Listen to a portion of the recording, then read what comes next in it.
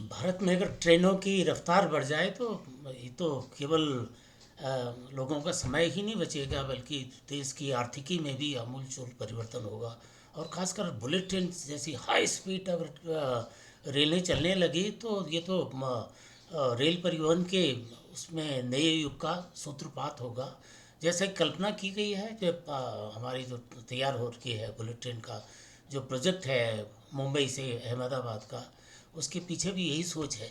लेकिन जिस तरह से काम चल रहा है वो लगता है बिल्कुल इसकी कहानी, और उत्तराखंड में जो इसका चार धाम ऑल वेदर रोड का प्रोजेक्ट था, मिलती जुलती कहानी है। इसको भी जल्दी राजनीतिक उसके लिए श्रेय लेने के लिए जल्दबाजी में किया गया, काट दिया बेहतरीन तरतीब, और उसमें हादसों को दावत दे दी।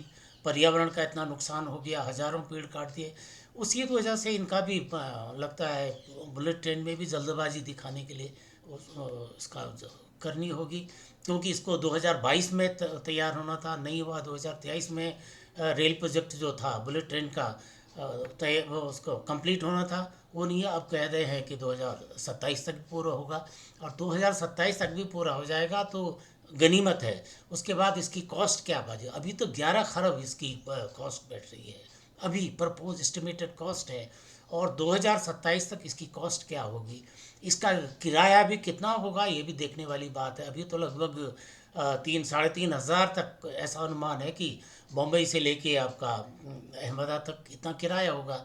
लेकिन 2027 तक न जाने कितना किराया हो जाएगा। दरअसल भारत में बुलेट ट्रेन परियोजना अपने नाम के अनुरूप नहीं चल रही है, निश्चित रूप से है, क्योंकि इसके कई कारण हैं।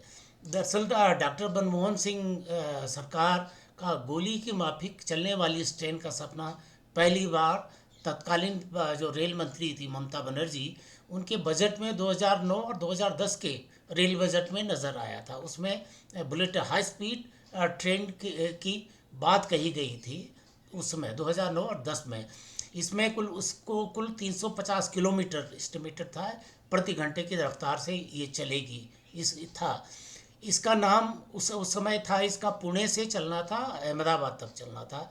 लेकिन बहुत ज़्यादा कॉस्ट इसकी होने की वजह से लगा कि उस समय की सरकार ने सोचा कि सारा पैसा अगर इसमें लग जाएगा तो फिर बाकी विकास की योजनाएं कैसे होंगी, और सारी समावेशी विकास तो नहीं हो सकता। तो इसलिए थोड़ा कट शॉर्ट इसको करना पड़ा। इसको पुणे के बजाय मुंबई टू अहमदाबाद उस समय किया गया था। और इसके लिए जापान सरकार के साथ एक जापान सरकार की जो भारतीय रेलवे और फ्रेंच नेशनल रेलवे के बीच 14 फरवरी 2013 को मेमोरेंडम ऑफ अंडरस्टैंडिंग पर हस्ताक्षर हुए थे।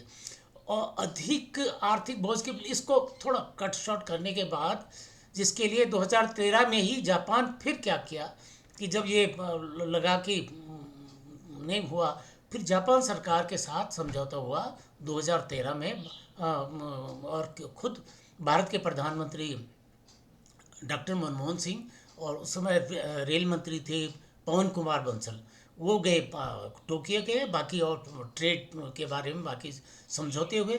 उसमें से एक समझौता ये भी था, और उस वक्त ये हुआ था कि वहाँ के जो तत्कालीन प्रधानमंत्री थे अभी शिंजो, जो अब स्वर्गीय हो गए हैं, ने इस पर 29 मई 2013 को एक संयुक्त बयान जारी किया था इसी हाई स्पीड रेल के बारे में। जापान की 3 दिवसीय यात्रा थी उस समय इनकी। फिर जब क्या कहते हैं उसके बाद 2014 में तो सरकार बदल गई, उसमें बीजेपी की सरकार आई नरेंद्र मोदी जी के नेतृत्व में। तो फिर मोदी जी 12 नवंबर 2016 को इसके भारत और जापान संबंधों को फास्ट ट्रैक पर लेन में लाने के लिए टोक्यो में अपने जापानी समकक्ष शिंजो आबे के साथ प्रसिद्ध शिकानशेन बुलेट ट्रेन में सवारी की। और उसके उसके बाद 2017 में इन्होंने साबरमती में मोदी जी ने ये अहमदाबाद के नज़दीक इसका भूमि पूजन भी कर दिया, शिलान्यास कर दिया। तो ये अब तक की कहानी है। इसमें अभी कहते हैं कि अभी तक एक गुजरात में तो ज़्यादा काम हुआ, लेकिन महाराष्ट्र में अभी कम काम चल रहा है, जिसके काम जो हो रहा है। तो ये अभी लगता कि 30-32% भी काम हो नहीं पाया अभी तक। तो इसके इसमें दिक्कतें ये आ रही हैं कि जैसे उसका है, लोगों की ज़मीनों के अधिग्रहण का है। अब ज़मीनों को लोगों को दिक्कत तो है, आप उनकी ज़मीनें छीन लेंगे, पैसा दे देंगे, लेकिन उनकी भविष्य की उनकी जो औलादें होंगे, वंशज होंगे, उनकी हिस्से की ज़मीन तो चली जाएगी।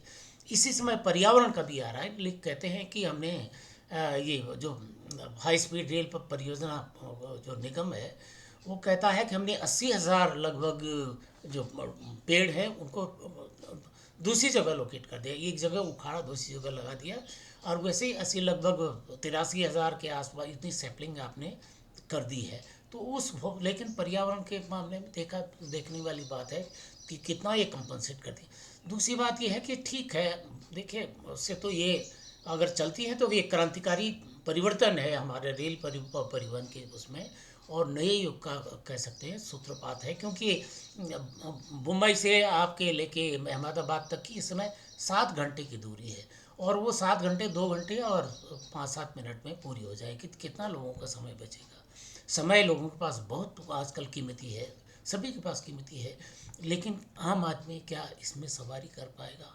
इसकी लगभग 3,500 तक एक तरफ का किराया होना की बाकी है, वही 4,000 के आसपास। तो आजकल उसी रूट पर हवाई यात्रा का भी है, हो रहा है।